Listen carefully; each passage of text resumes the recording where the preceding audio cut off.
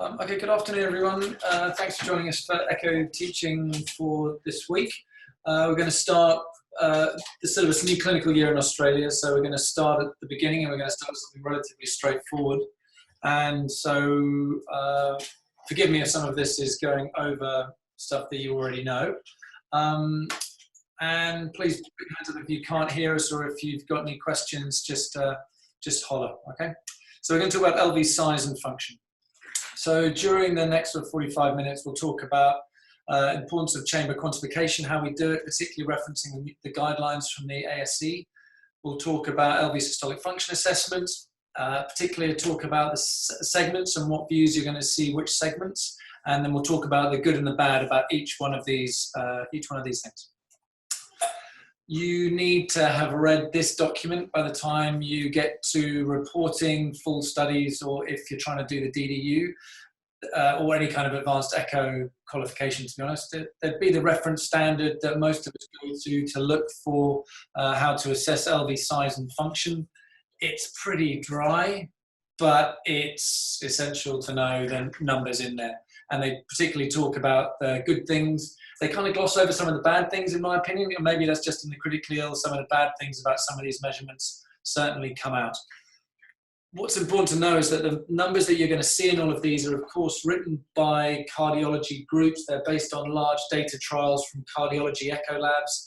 They're based on normal patients' data, and they are absolutely not validated in the critically ill, but neither is anything else. And so we're stuck with these guidelines until we write them, probably groups of people like us write.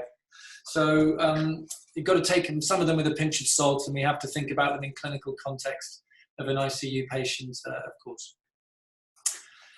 So I guess the main, one of the main limitations about all of this, which I think is not often emphasized enough, is about the heart structure, which is obviously a complex three-dimensional structure that is twist and moving as the base of the heart comes towards the apex, and you've got this twist and torting. Is that a word, twist and torting? It's got twist and torsion, which is how it gets a lot of the function. All we see are pictures like this, where you just get this two-dimensional picture that sort of changes in area, if you like.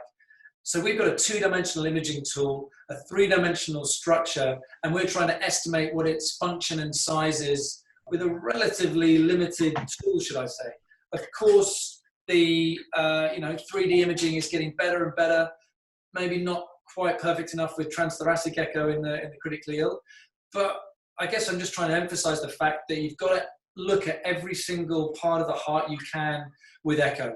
So if you're trying to assess LV systolic function, it's making sure you've looked at the parasternal long, short, apical 4, 2, 3, subcostal short, so you can try and get an idea. You know, if you're just going to rely on something like ejection fraction, it is not going to tell you the whole story, particularly in the critically ill, for reasons we'll go on to discuss in a moment. So review the LV in all views possible before you make a call. Why do we care about this? You know, we've got data out there that suggests if you look at the echo, you can probably tell me whether it's mild, moderate, and severely impaired. We've got relatively good concordance between people who've reported more than 500 echoes. They're pretty good at telling you what the ejection fraction is. Do we really need it? Well, the answer is yes, you do. You should know how to make the measurements. You're going to get better at trying to estimate what ejection fraction is just by looking at it. But you need to put it all together because different values have different pitfalls. It's important so you know how to do it, so that if you do have to do it accurately, because some people care very much about this, you've got to, you know how to do it.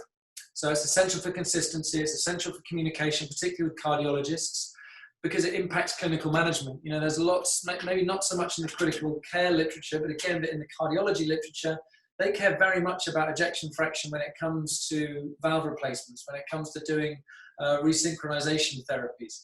So I think we should know it as critical care doctors doing echoes. You should at least have an understanding how to do all these measurements and understandings of limitations so that you can communicate effectively with colleagues and understand where it comes from. Okay, so let's start with the LV size and volume.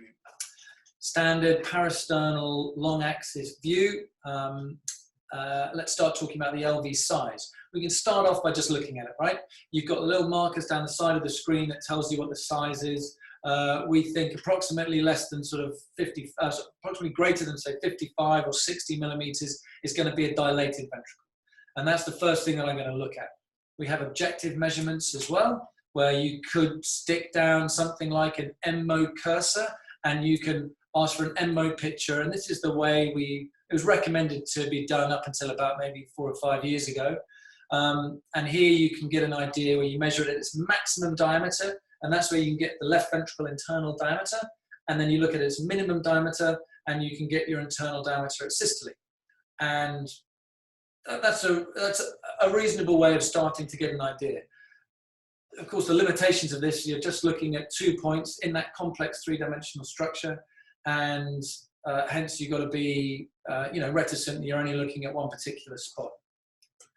I do want to mention this as we pass, which is called the Tycholt's method, as I'm sure you're all aware of.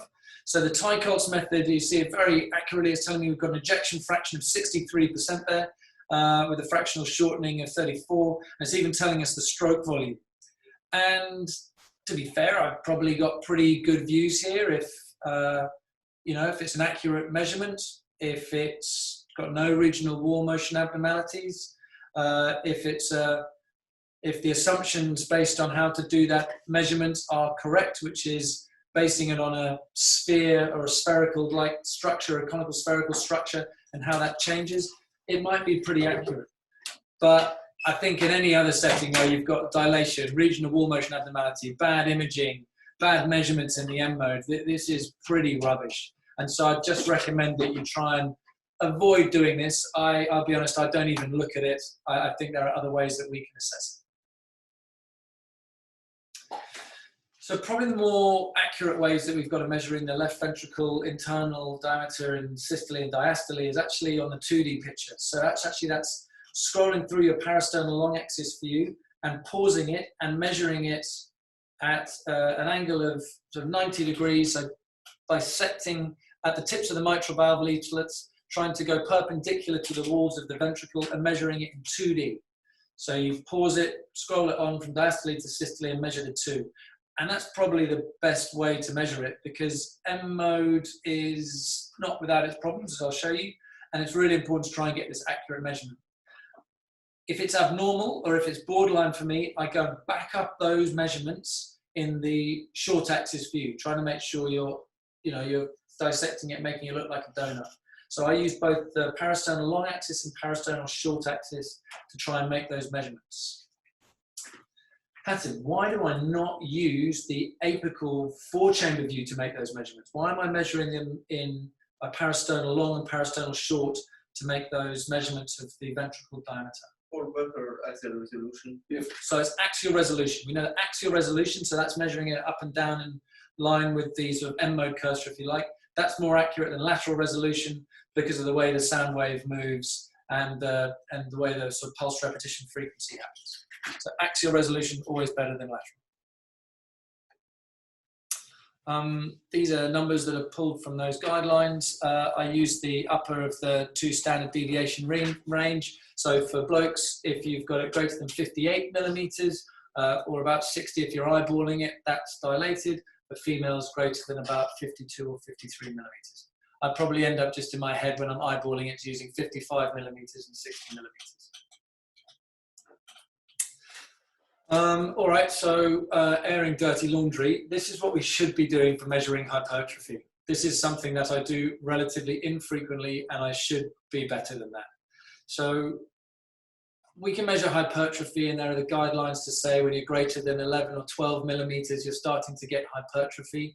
I'm really lazy, and I do it in the parasternal long or parasternal short. I measure it on the 2 walls at the front and the back. So that would be your anteroseptal and posterolateral wall. I'll be measuring it. And then I start talking about people having mild, moderate, or severe hypertrophy. That is not great, based on a fair amount of evidence that suggests that what we should be doing is looking at the mass. That involves me making the right measurements, and sometimes I find I make the wrong measurements and sort of get the shits and stop doing it. And so I really should do this more, because the evidence would suggest this is much more accurate to look at the LV mass and make estimates of whether you've got concentric remodeling hypertrophy, normal geometry, or eccentric hypertrophy. I think all it takes is probably a bit of practice, and I'll try and do better if you try and do better. So yeah, this is something that we should be doing a bit more, because it is more accurate to try and estimate longer term outcomes. So it's been shown to be more accurate to predict mortality, even diastolic dysfunction, symptoms, hospitalizations and things in people with heart failure. Okay, so let's start off with some questions. So what do you think of this image? Ben, do you want to have a crack at this? What do you think of this image? So it's an end-mode image, parasternal short axis view, and I've put the end-mode cursor down through the LV. It's a critically ill patient. It's the best image I got. What do you think? The cursor's in a pretty rubbish spot, like in terms of your alignment. So you're... Tell me what you really think. It's fun. It's fine. It is a crap picture. Absolutely right. I'm not going to start hiding the truth now. Yeah, so it's off axis for the end mode cursor. So fantastic. That will overestimate the wall thickness and... Brilliant. Off axis, don't use it. So on this picture, I'm also off axis. And I agree, I've made some measurements here, which we can argue for exactly the same reason, that the end mode alignment is not perpendicular to the walls. It's not even that close to the tips of the mitral valve leaflets potentially, but we're trying. Can you get any useful information out of this image? So you've got unequal or differential wall thickening between the anteroseptal and infralateral wall. The infralateral wall looks to be thickening and moving in more than the fantastic. What does that tell you? You've got regional wall motion abnormality. Yeah, beautiful, beautiful, fantastic. Which wall? Anterolateral. Sorry, anteroseptal. Anteroseptal, beautiful. And again, if you're going to tell me regional wall, you've got to tell me normal, hypokinetic, akinetic, or dyskinetic. So there is hypokinesis of the basal anteroseptal. Nice. I would say akinetic. It doesn't seem to be thickening. So again, the definition is Thickening. not thickening at all, or less than 10%, I think. Hypokinetic is less than 50%, and normal is greater than 50%. So maybe I could I persuade you that the anterolateral basal wall here, it looks like that's thickening more than 50%. I don't think that's thickening at all. Yep. Okay, cool. So we've got regional wall motion abnormalities, potentially. Yep. Anything else? I'm Or anyone else? not going to trust the wall thickness, but that'd be, no, that's all I've got. How about how much those walls move together? Let me show you this one. Oh, I've given away the code. I know. It doesn't move, right? You're not seeing those walls come together. So it can tell you that you've got a dilated left ventricle and poor function, because we're measuring it up at 68 millimeters here. I'm off axis a bit, but still you could start saying, you get an idea to say, well, hang on, that looks dilated and it's definitely not moving well. I've probably got regional wall motion abnormalities. I've probably got a bad LV function. So I'm just trying to say that you can get useful information out of bad images, and sometimes that's the best you can get in the critically ill. Yep. Just use all the information you can. Cool. So LV size, I guess it's important to understand it's a complex shape. We're often looking at it in one plane. Try and understand the assumptions you're making, both with M mode and just with a simple 2D image. We've got to review everything before we make a call, and use axial measurements to measure distances. Okay, so I think that'd be the pearls for measuring LV size. Okay, who's doing the ASE exam this year? Oh. So when comparing M mode to 2D echocardiography, which one of these is correct? So for the ASE exams, it's all multiple choice. If anyone is doing the DDU, I encourage you to think about doing the ASE exams. It's very cardiology, physics-y based, very little critical care, but works quite nicely with critical care echo, I think. So what's the answer? We've got the lateral resolution in M mode is superior to 2D echo. The temporal resolution of 2D echo is superior to M mode. The axial resolution of M mode is equivalent to 2D echocardiography, or the axial resolution of 2D echocardiography is depth dependent. Well, 2 is definitely false. Excellent. The temporal resolution of 2D is superior to excellent. Good, because M mode is just down one line and keeps stuff. Yeah, good. The axial resolution of M mode is equivalent.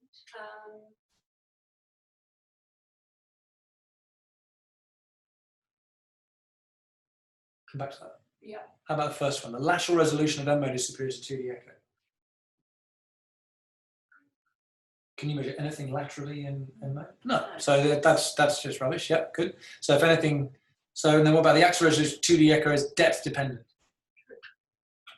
I reckon it's number 3. Oh, that's So the lateral resolution. yeah, so the lateral resolution is not. It's the lateral resolution. There's no lateral resolution of M mode. I've got the answers here. So M mode is going to have a higher temporal resolution, just like you said, a higher sampling rate.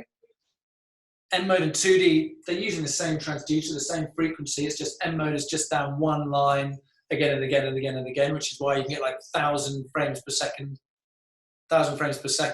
resolution. You're only sampling in one sample line, so you can't do a lateral resolution with M mode.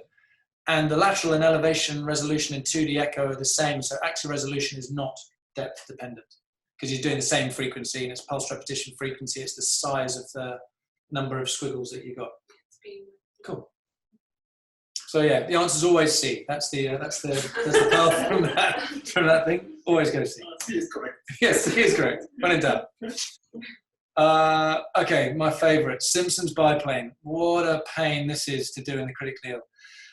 Really important to know how to do it. So let's just quickly talk about the measurements. I think intensive care specialists have got to be among the worst in the entire world at doing Simpsons biplane. We're lazy, we get frustrated quickly, and we don't do things properly. So let me just give you a few tips and tricks. I think we should know about how to do this. Again, airing dirty laundry, it's not something I do a lot of in the critically ill, but if you're going to do it properly. So if you're going to do it properly, the first thing is you've got to get decent images. You've got to be able to see the endocardial border.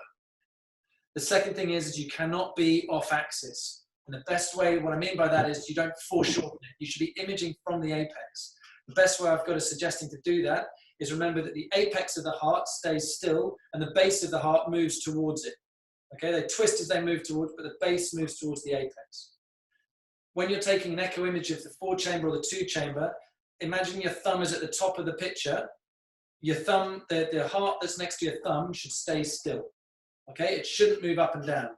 If the apex is moving up and down, it's because you're not imaging from the apex and you're foreshortening the image. Okay, so avoid apical foreshortening. How you can check that is when you're doing your end diastolic volume in your 4 and your 2-chamber, the length should be the same. So that tells you that you're in the same alignment for your 4 and your 2-chamber and you're not foreshortening either of them. And they should be the same by about 5 millimeters. Okay? Then when you're doing the measurement, again, try and have what you're interested in, filling the screen. So reduce your depth, reduce your width. Some people will put on the 2 focus points to try and get the best endocardial definition, and do it again and again and again, and you'll get better at it. I guess when you're making the trace, obviously you're meant to exclude the trabeculations and pat muscles. I sometimes found it when I was starting, it was difficult to follow the contour. I find I'd have to go back loads of times. The tip and trick I'd have is it's a bit like surfing,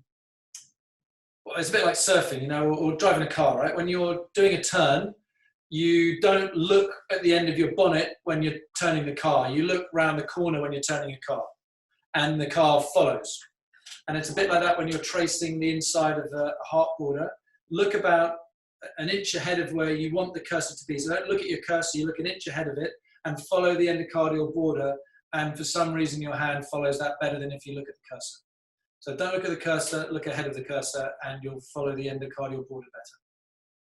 I don't know why. As well as ejection fraction with the Simpsons biplane, you'll get estimates of LV volumes. I don't use these a lot, but we know that they underestimate them versus MRI. There's a bit of a discrepancy between people when they measure it for all the reasons we've just discussed, but it is a way of starting to get volumes of the LV.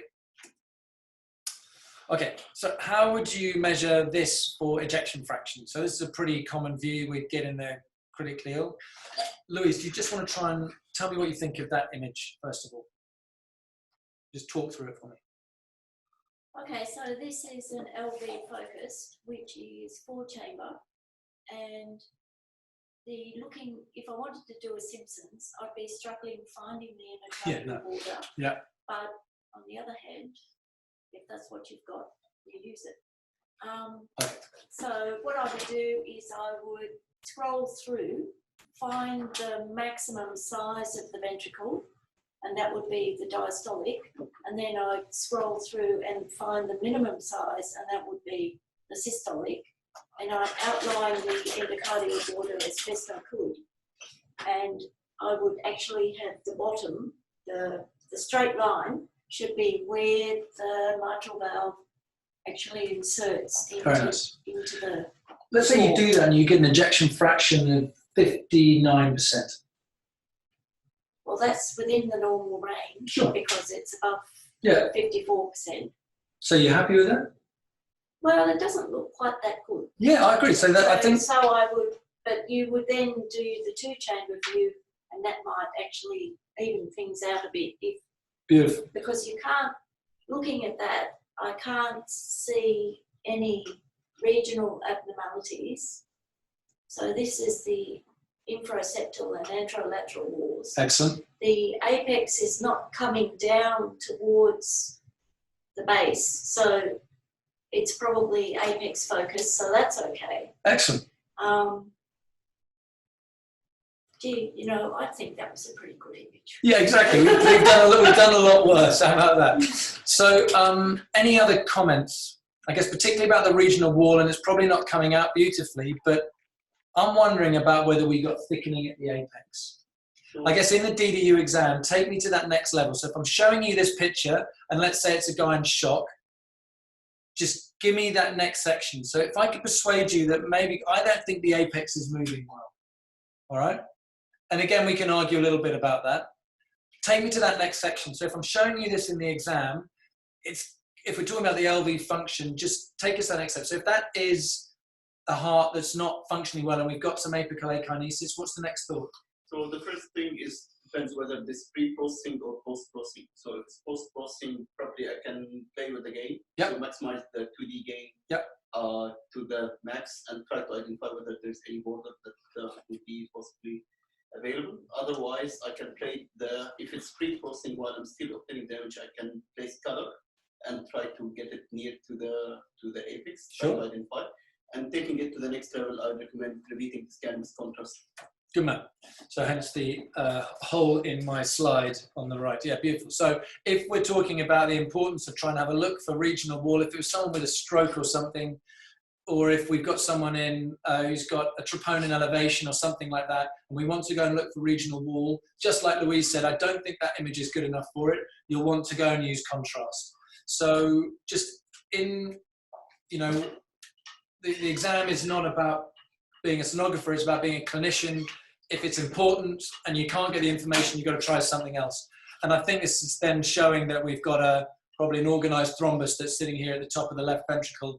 And as you can see with contrast, and we'll talk about it another time, is that you can see now that we've got an ejection fraction that is clearly not normal.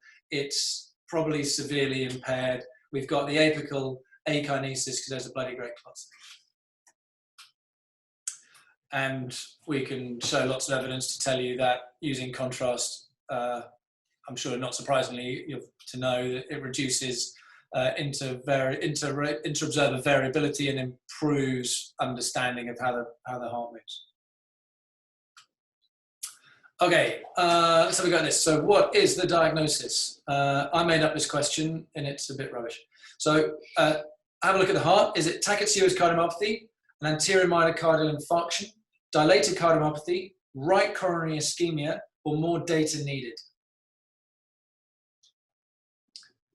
And again, with ASC exams, more clinical data is required. Absolutely. If it ever says more data included, that's the right answer, and that's exactly correct. So this could be a Takotsubo, it could be an AMI. It's probably not a dilated cardiomyopathy because we can see that 5 centimeters down here, we can probably guess that that's not going to be a massively dilated heart.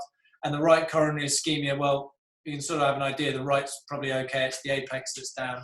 So absolutely, we need more data because Takotsubo cardiomyopathy is a diagnosis of exclusion. You've got to be thinking about LAD territory or anterior myocardial infarctions first. Very nice. Okay, left atrial volumes. Again, not done brilliantly by intensive care specialists, myself included. So if you're going to measure it, try and do it accurately, either zoomed in views or narrowed down views so you get the best temporal resolution. We're trying to get volumes so that you're looking at end ventricular systole, which is atrial dilation. Try and avoid foreshortening as best you can. We're going to go to 4, we're going to go to 2 chamber, and you can get a volume. Try and ignore the fuzz in the atrial walls, ignore the left atrial appendage, and again, try and get the long axis that you can see down here. It's got an axis in there, the long axis, the apical long axis, and try and make sure that that is within 5 millimeters of each other in the 4 and the 2. And I'm so sorry, I've missed out so 34 mils per BSA, by body surface area, is the cutoff for normal. And again, that's going to be sex dependent, of course, and based on the BSA. Okay, this question is going to come up in the exam. I go over this again and again and again, of course. So you've got to know the segments of the LV. We will ask you that in the exam. If you get it wrong, it's pretty hard to pass the exam, because I think this has got to be, you know, basal ganglia thinking. You should know this. I always have to sort of close my eyes and think about the short axis view and work my way back from a 2 chamber to whatever. That's okay. So you can have a pause, but you've got to get it right. So the anterolateral wall can be assessed in which view? Parasternal long, apical 4, apical 2, or apical 3. So I'm going to think, going back to my 2 chamber. So my 2 chamber does my anterior and my inferior. I got to my 2 chamber by rotating anti-clockwise 60 degrees from my 4 chamber. My 4 chamber, therefore, is the anterolateral wall, so it's going to be my 4 chamber. If I go around to my parasternal, that's like the 3 chamber, so that's the 2 chamber going anti-clockwise another 60 degrees. That gives me my anteroseptal. That's the same as my parasternal long axis. So 4 and the parasternal long, so apical 3 chamber, or number 4 in here, and the parasternal long will be my anteroseptal. Cool? Again, it will be asked in the exam. Make sure you get it right. Tattoo that onto the back of your eyebrows. That's what, eyebrows, eyelids. Try your eyelids first. But that's how I go. So I always start with my 2 chamber because that's the easy one to remember, and just remember how I got there from my 4 to get to my 3 chamber. I probably don't need to talk to you too much about this. So obviously there's coronary arteries. They've got a lot of distribution, variability in their distribution. But you've got to know about the scoring system: normal, hypokinetic, akinetic, dyskinetic. You do not have mildly hypokinetic. You do not have hypo to akinetic. You have normal, hypokinetic, akinetic, or dyskinetic. Okay, systolic function. We can look at it on M mode in a couple of ways. So Emma, what am I showing here? So what's the measurement I've made? Oh, yeah, E-point separation. What's normal? Is it when it's more than 5?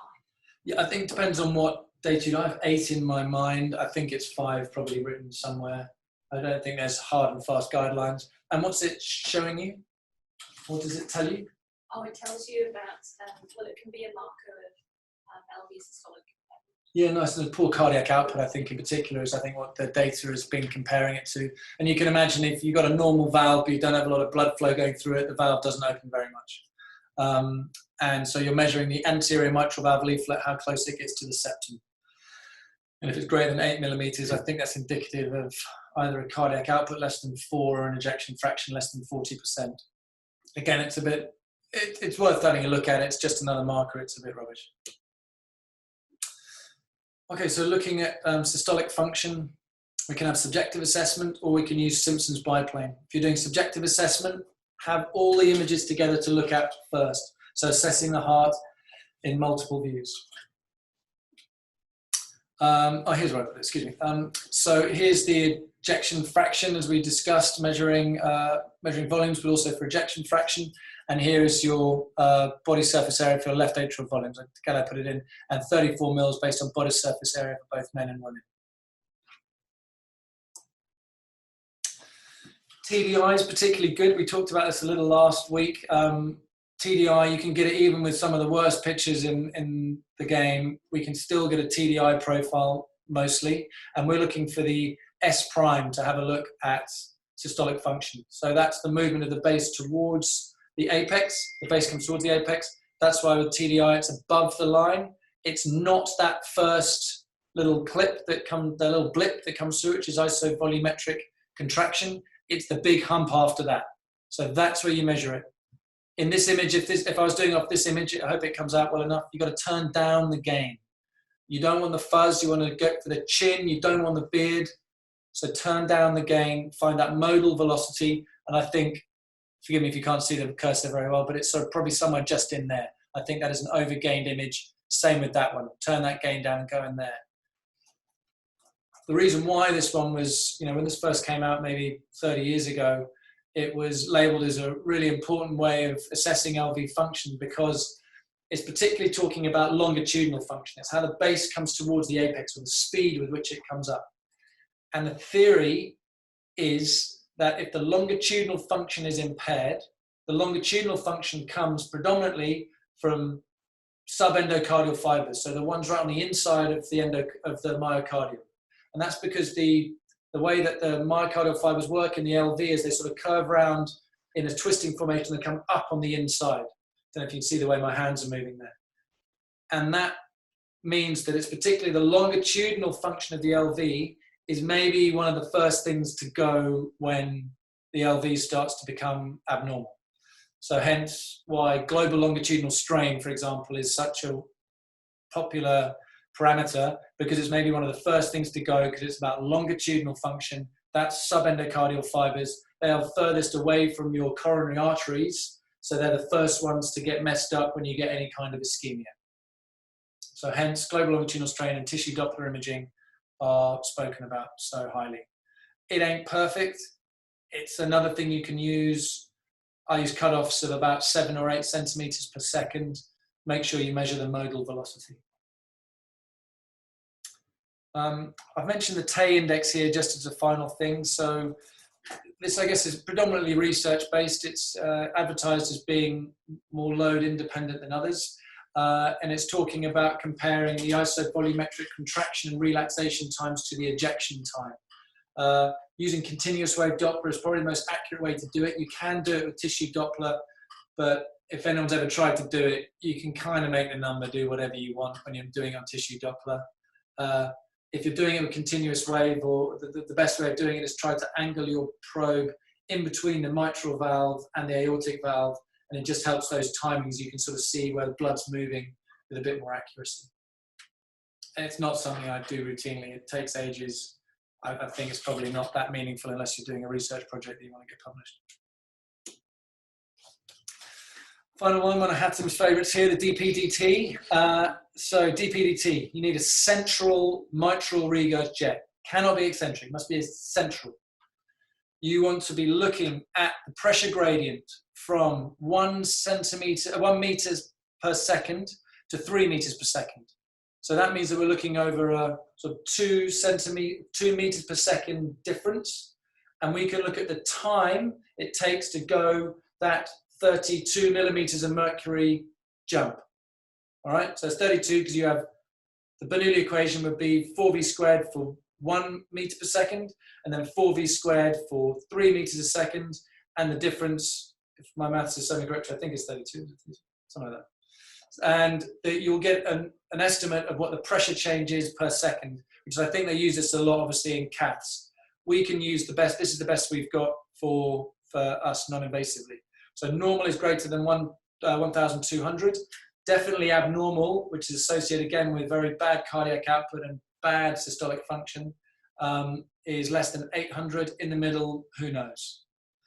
Hatim, bag out my picture. I've made you a measurement here, and you've got 655 millimeters of mercury per second. What do you think? So I think the first thing is the profile itself. You can adjust the horizontal sweep. Beautiful. So you need one, you want, what I'm measuring, you see I've just got it on one cardiac cycle here. I think that should be filling up the entire picture. So make that horizontal sweep speed much, much greater. So instead of being like 66 millimeters per second, we need to be going much, much sort of faster than that. So what you're interested in is filling the screen, and then you can make the most accurate measurement possible. Beautiful. I could probably reduce the scale, reduce the scale, and you can adjust even the baseline. Yeah, good. Well, yep. Nice, thank you. So in the critically ill, I think it's really important to start understanding about hemodynamics. So we do this when we're measuring valvular functions all the time, but when we're just assessing things like ejection fraction, one of the arguments is that we're not assessing what's happening downstream. And you've got to consider things like afterload. You've got to consider parameters that are maybe affecting how the heart is working. I'm not saying the stroke volume is perfect for looking at it, but you can get an idea. And you can have a normal ejection fraction and a terrible stroke volume, and you can have a terrible stroke volume and have a normal ejection fraction. I think I said that around the right way. But you know, you've got to consider the whole thing. I think cardiac output is also a really important idea of how the LV is working. I guess we could, if we want to get into semantics, maybe that's not quite systolic function, but it's certainly about how the function of the heart is working. I think you've got to consider, I use stroke volume more than cardiac output, or indeed I just actually look at the LV, the LVOT VTI. And I think it's a really important way of trying to tell you how well the cardiac is, the heart is functioning. And so a normal VTI being somewhere around about 20. So I try and put that all together when you're assessing someone's cardiovascular system. So that's about it really. I guess so just a brief summary. If you're going to look at the heart, you look at it in all views possible. And you're going to use M mode, you're going to use 2D, you're going to use your pulse wave Doppler for your stroke volume estimate. You're going to use your continuous wave Doppler for looking at your dpdt. You're going to be using every view possible. And your tissue Doppler imaging for looking at your S prime. Once you've got all of that, you put it into the clinical scenario and you try and put it all together. Don't just, it's like doing aortic stenosis, maybe don't just focus on one particular measurement, but do ask yourself why that one is out. Because everything has got positives and negatives and or advantages and disadvantages, and that's why you have to put it all together. It's not easy, unfortunately. You've got to focus on what's most important and what's most clinically relevant, because again, it's easy to get sidetracked. And of course, you're a clinician, that means you've got to take all your echo findings and put it into the clinical scenario. So that's it, thank you very much. Are there any questions? What do you think about the Maxi? Oh, Maxi, fantastic. What a mission from the talk, absolutely. So Maxi is the mitral annular plane systolic excursion. It's a relatively new theory, maybe from the last 5 years or so. Greater than 8 millimeters is considered normal, and you're measuring it just like you would from a TAPSI, from the apex down to the lateral annulus. The Maxi, you go from your apex down to your medial and lateral annulus, and you see how much it goes up and down. I think measuring anything, the difference between a 7 or an 8 millimeters in echo, particularly in the critically ill, is tricky. Having said that, the evidence would say that Maxi correlates really well with global longitudinal strain. It's again about longitudinal motion, which is meant to be the most sensitive because of the subendocardial fibers. Being on the inside, that's where the longitudinal function happens. So it is something we're seeing more. It's not something I'm doing routinely, but probably should. It's relatively easy to do. And again, maybe another tool in the arsenal. What do you think could be its clinical niche? Like, what subset of patients do you think it could be? Like the Maxi. Or Yeah, so I hope you heard this. So the question was, what sort of clinical group would the Maxi be most useful for? And I think probably the difficult to image patients. If you can't get any of the other ones, I said about using the TDI. I think if you're trying to get an idea of bad function, you could use the Maxi. Again, just often you can see a mitral valve annulus maybe moving around. I don't know about its accuracy, and I imagine it's not great if you've got any kind of arrhythmias, bundle branch blocks, pacemakers, mitral annular calcification, the same with the standard things for regional wall and tissue Doppler analysis. But why should it be better than the S wave? I don't think it is. I don't know any evidence to say that it's better than that. But I do know some evidence that says that the S prime is not as accurate. I'm just trying to remember what the actual evidence was. It's not fantastic. The S prime, I think they compared it with MRI in patients with heart failure or something. trying to get using the reference of either LV ejection fraction, yeah, so using the MRI ejection fraction as being the reference standard, and then they compared other things to it, and tissue Doppler was a bit rubbish. So that was the least correlating, I'm using bad English, it correlated least well out of all of the parameters with MRI ejection fraction. I don't know what that means, I'll be honest. You know, again, it's all about subendocardial fibers going, so maybe a better group would be looking for people maybe with things like HFpEF or, you know, people who are maybe having stress tests or something. How would you overcome the sigmoid septum in the assessment of the LV function? So the question was, how do we overcome the sigmoid septum in assessment of systolic function? So I think the sigmoid septum probably comes in when you're measuring the hypertrophy more than actual systolic function. I do include it when you're doing the... You're getting the M more than the parasternal, that would be giving false Absolutely, so false impression. So you've got to be careful with the septum, and that's why I'd often measure it in the short axis more than that. And I guess that's where we need to be measuring mass as well. So I think having the short axis view, you can see the sigmoid septum and maybe measure it in other areas. And with the Simpsons, you just... Yeah, I outline the contour in it on the Simpsons biplane when I occasionally do it. Any questions from anyone online? All right. Well, a little quicker this week. I hope that was useful. Thank you very much. See you next week, guys. No, it's next week, Wednesday or Friday? Next week will be on Wednesday.